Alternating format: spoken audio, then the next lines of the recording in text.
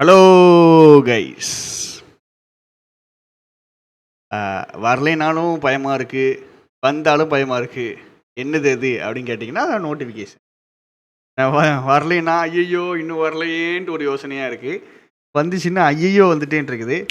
So இன்றைக்கி June 16 பார்த்தீங்கன்னா இன்னும் 2 மாதம், 60 டேஸ். ஜூலை 16, ஆகஸ்ட் 16 அவ்வளோதான், முடிஞ்சிட்டு எக்ஸாம் ஸ்டார்ட் ஆயிரும்.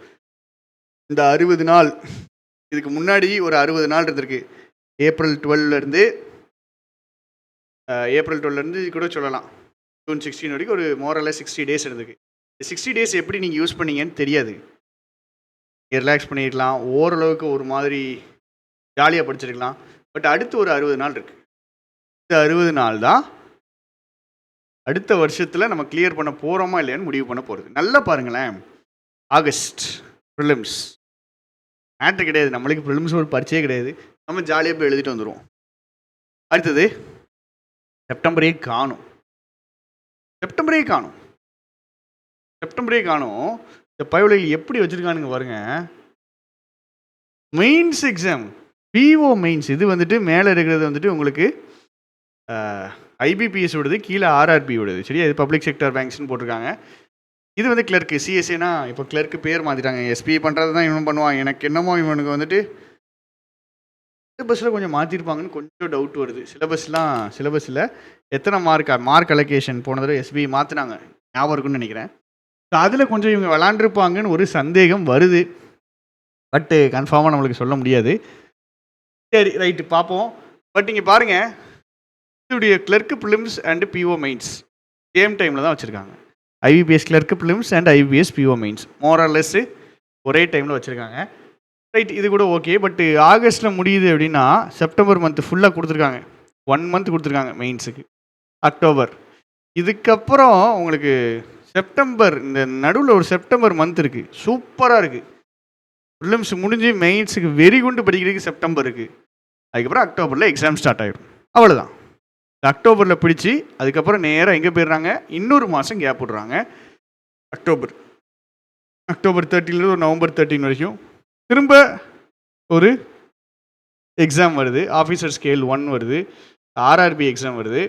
ஆர்ஆர்பிக்கான மெயின்ஸுக்கு நடுவில் இன்னொரு 1 மாதம் கேப் இருக்குது. இங்கேயும் பார்த்தீங்கன்னா ஜான் ஃபுல்லாக இருக்குது. ஸோ இதெல்லாம் நல்லதா அப்படின்னு கேட்டிங்கன்னா நல்லது. நடுவில் ஒரு மாதம் கேப் விட்ருக்காங்க. இந்த 1 மந்த் கேப் நோட்டிஃபிகேஷனுக்கு பேர் வைக்கணும் அப்படின்னு கேட்டால் 1 மந்த் கேப்பு நோட்டிஃபிகேஷன். சூப்பராக ஒரு மாதம் நடுவில் கேப் விட்டு செம்மையாக நம்மளுக்கு கொடுத்துருக்காங்க.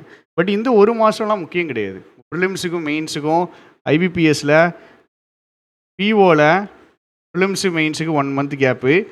அதே மாதிரி பாருங்க, கிளர்க்கு அக்டோபர் 11 நவம்பர் 29 தான், இதுக்கு 1 மந்த் கேப். பிஓ அதாவது எல்லாமே ப்ரிலிம்ஸு டு மெயின்ஸு 1 மாதம் கேப் உனக்கு, அவ்வளோதான். இந்த 1 மாதம் கேப்பில் உங்களுக்கு தெரியும் எல்லாத்தையுமே நம்ம அரைக்குறையாக படிப்போம். எல்லாமே பாதியில் தான் நிற்கும். எல்லாம் பாதியில் தான் நிற்கும், கம்ப்ளீட் ஆகாது. நாம் படிக்க வேண்டியது, நாம் தெளிவாக படிக்கணும்னு நினைக்கிறோம் அப்படின்னா இந்த 60 டேஸ் தான். இந்த 60 டேஸ் கூட கிடையாது, இதில் இருக்க ஃபஸ்ட்டு 30 டேஸ் தான். ஏன்னா நோட்டிஃபிகேஷன் போட்டுட்டானுங்க அப்படின்னா அப்ளை பண்ணுறது, அப்புறம் ஐபிபிஎஸ் பிஓ ப்ரிலிம்ஸ் எக்ஸாம் வந்துடும். ப்ரிலிம்ஸ் எக்ஸாம் கிளியர் பண்ணணுமே, நம்ம நேரத்துக்கு ப்ரிலிம்ஸே பிரச்சனை ஆகிடக்கூடாதுன்ட்டு அதில் டைம் போயிடும். 30 டேஸ், இந்த 30 டேஸ், இதுக்கப்புறம் வரக்கூடிய 30 டேஸ் ரொம்ப ரொம்ப முக்கியம். ஸோ இந்த 30 டேஸை ப்ராப்பராக ஸ்பெண்ட் பண்ணணும்னு நினச்சிக்கிடுங்க.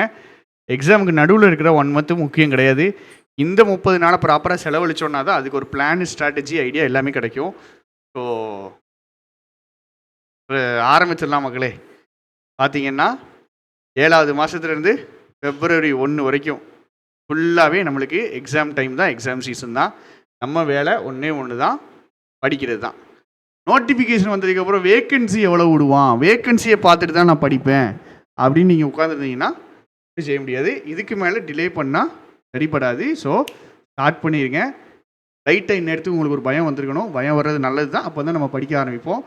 ஸோ ஸ்டார்ட் பண்ணி உங்களை புஷ் பண்ண ஆரம்பிச்சிருங்க. நம்மளுமே அடுத்தடுத்து 2-3 சூப்பரான ஒரு விஷயங்கள் கொண்டு வர போகிறோம். அதையுமே உங்களுக்கு ஃப்யூச்சரில் அனௌன்ஸ் பண்ணுறேன். தேங்க்யூ, டாட்டா, பாய் பாய். நோட்டிஃபிகேஷன் வந்துட்டு வேலையை ஆரம்பிக்க வேண்டியதான்.